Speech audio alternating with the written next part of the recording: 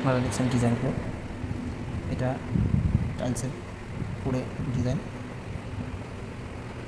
আমি খুব ভালো ফিনিশিং দিয়েছি, কারণ এটাই হাত দিয়ে বাঁধবে না, বাঁধাবাঁধি কাজের ছিল আমার কাছে। ফিনিশিং অনুযায়ী খুব ভালো। আপনারা সাবস্ক্রাইব করবেন আর নতুন নতুন ভিডিও আপলোড দেওয়ার জন্য।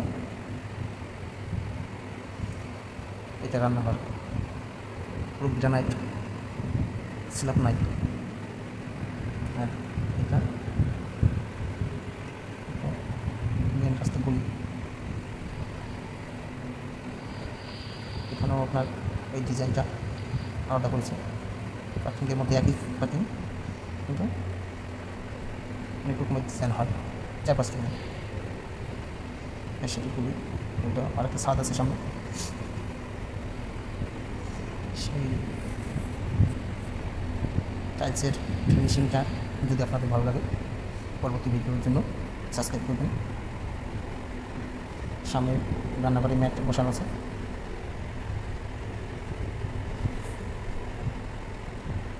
ফিনিশিংটা এক হাতে কাজ। এটা তাক, যা বলে কিছু রাখার জন্য অল্প ছোটো করে দিয়েছে। কিচেনের স্ল্যাব পুরো পাথরের।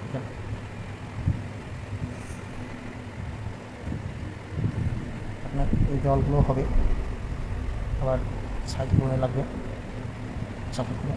এটা করে নিয়ে করবো, করে আপলোড করবো। এটা ঘর একটা, টাইলসগুলো দেখে এরকমই মনে হয় জয়েন্ট ফিনিশিং, ফুল জয়েন্ট। কালার দেখতে সুন্দর লাগে, এদের ভেন্স মিলে না। এটা ডাইনিং,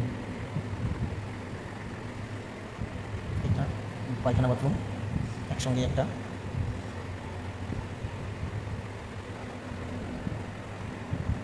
লম্বা তো 12 ফুট, সাইডেও 5.5 ফুট।